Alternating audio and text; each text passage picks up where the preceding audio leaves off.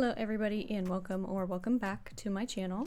So in today's video I am doing a speed build of something I like to call a haunted gyroid forest with waterfalls, but that name is a little too long, so for today we're just going to call it a haunted forest.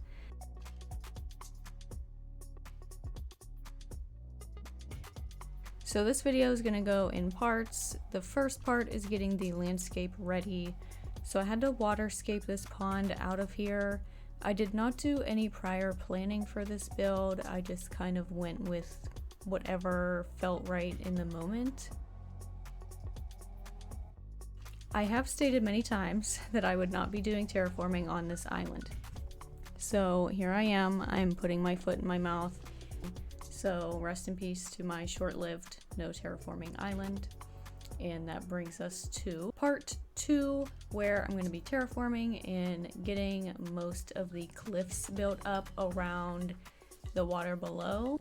This was just me doing the preliminary terraforming. I pretty much do it almost the whole time as I go, which is why some planning here probably would have came in handy just a little bit. I originally wanted this build to feature a sunken waterfall, and I tried one of those on my old island after watching a few YouTube tutorials. It didn't turn out very well. I'm actually not sure if this one would be considered a sunken waterfall or not, but either way I still like it, and I liked that I didn't change too much and I left a good portion of the water and waterfalls the way that they came with my island. I cannot tell you how many times I got stuck somewhere. I had to pick up so many items that I just put down, then put them back down, and then I would get stuck on the cliffs. It was getting out of hand. Now, the gyroids here are what really inspired this build. I really wanted to put them in a forest somewhere, and I wanted to do some kind of a spooky build on my island. This is inspiring me to do my whole island as spooky forest core. That's the new word I just made up, because I know I want it to stay pretty natural and I want it to be spooky. So you combine the two and you get spooky forest core. So if spooky forest core blows up in the Animal Crossing community, just know that this is where it all began. Let's talk a little bit about cores. So I really do like a lot of them and they are really beautiful, but I see them and I'm just like, they really must have taken a whole lot of work to find all of the items and only use the items that go with your core. And I bet the fairy core people were very happy with the 2.0 update, because I think it brought out a lot of very fairy core-esque items, like the glowing moss in particular. Vines have really came in handy lately in this game. I'm sure a lot of you can relate. I used to never carry my ladder around with me, so now I just carry around vines. The broken pillar item is another one of my favorite new items from the 2.0 update.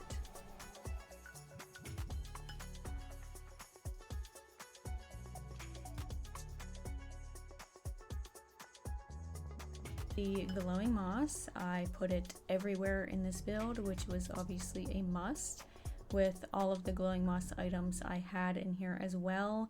I had the cave, the glowing moss statue, 2 boulders, I think some glowing moss stools, the witch's cauldron, which I actually saw after filming this that you can customize the stuff inside of the cauldron to be pink. So I need to do that ASAP. The pink probably wouldn't match too much with this build over here, but I'll probably just end up getting a bunch of pink ones and putting them everywhere around my island.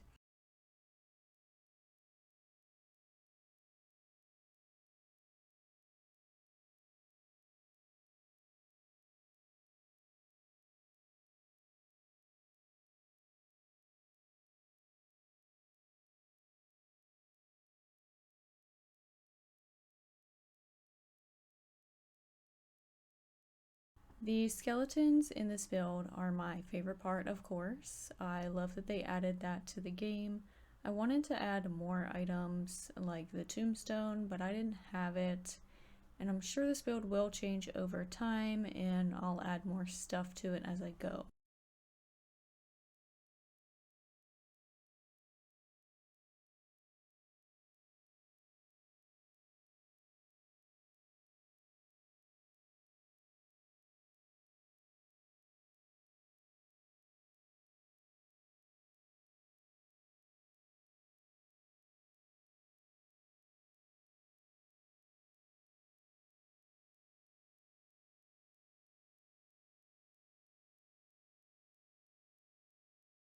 The next part I'm doing is planting some trees around because of course you can't call it a forest without some trees.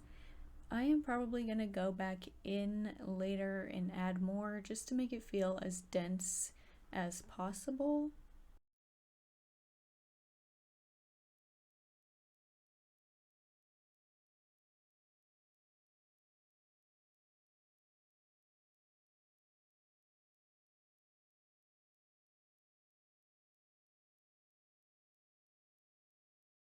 I'm just going around making sure I like where everything is, and I'm moving it if I don't like where it is, and I'm putting down some barbed wire fence as well. I tend to be indecisive about where I put the things down. I have to move them about 1,000,000 times before I feel like they're in a good spot.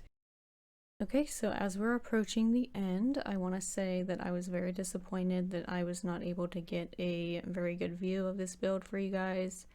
And I thought that the bird's eye camera would do that, but I guess not. So after trying for a good 20 minutes probably to get a good shot and moving all around, I just had to give up. But I hope you got to see mostly what it looks like. I hope you liked this video. If you did, please give it a thumbs up, drop a comment, and subscribe if you would like to see more videos like this, and I will see you in the next one.